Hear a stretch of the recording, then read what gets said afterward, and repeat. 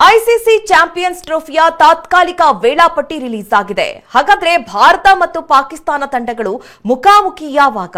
February 19ರಿಂದ ಆರಂಭವಾಗಲಿರುವ tourney ವೇಳಾಪಟ್ಟಿ ಯಾವ ರೀತಿ ಇರುತ್ತೆ ತೋರಿಸ್ತೀವಿ ನೋಡಿ. ಚಾಂಪಿಯನ್ಸ್ ಟ್ರೋಫಿಯ ತಾತ್ಕಾಲಿಕ ವೇಳಾಪಟ್ಟಿ ರಿಲೀಸ್. ಬಹುನಿರೀಕ್ಷಿತ ಐಸಿಸಿ ಚಾಂಪಿಯನ್ಸ್ ಟ್ರೋಫಿ 2025ಕ್ಕೆ ಕೆಲವೇ ತಿಂಗಳು ಬಾಕಿ ಉಳಿದಿದೆ. 8 ತಂಡಗಳ ನಡುವೆ ಮೆಗಾ ಟೂರ್ನಿ ಜರುಗಲಿದೆ.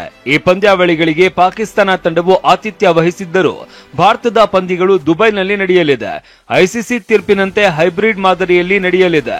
ಟೂರ್ನಿಯಲ್ಲಿ 8 ತಂಡಗಳನ್ನ 2 ಗುಂಪುಗಳನ್ನಾಗಿ ವಿಂಗಡಿಸಲಾಗಿದೆ.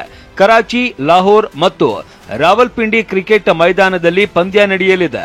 ಇದೀಗ ಈ ಟೂರ್ನಿಯ ತಾತ್ಕಾಲಿಕ ವೇಳಾಪಟ್ಟಿ ಪ್ರಕಟಗೊಂಡಿದೆ. ಚಾಂಪಿಯನ್ಸ್ ಟ್ರೋಫಿಯ ತಾತ್ಕಾಲಿಕ ವೇಳಾಪಟ್ಟಿಯಲ್ಲಿ ಭಾರತ ಮತ್ತು ಪಾಕಿಸ್ತಾನ ತಂಡಗಳು ಮುಖಾಮುಖಿಯಾಗುವ ದಿನ ರಿವೀಲ್ ಆಗಿದೆ.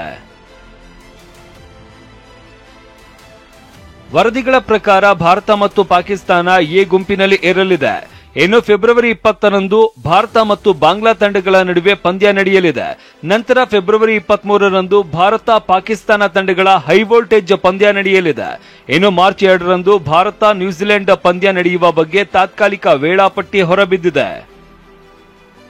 ಅಂದ ಹಾಗೆ ಇದು ಕೇವಲ ತಾತ್ಕಾಲಿಕ ವೇಳಾಪಟ್ಟಿಯಾಗಿದೆ. ಅಧಿಕೃತ ವೇಳಾಪಟ್ಟಿ ಇದಕ್ಕಿಂತ ಭಿನ್ನ ಆಗಿರಬಹುದು. ಭಾರತದ ಪಂದ್ಯಗಳನ್ನ ತಟಸ್ಥ ಅಂತ ಗುರುತಿಸಲಾಗಿದೆ. ಆದರೆ ದುಬೈ ಅಥವಾ ಬೇರೊಂದು ಸ್ಥಳ ಆಗಿರಬಹುದು. ಅಧಿಕೃತ ವೇಳಾಪಟ್ಟಿ ನಂತರ ಅದಕ್ಕೆ ಸ್ಪಷ್ಟನೆ ಸಿಗಲಿದೆ. Rajesh, sports bureau, ಟಿವಿ9.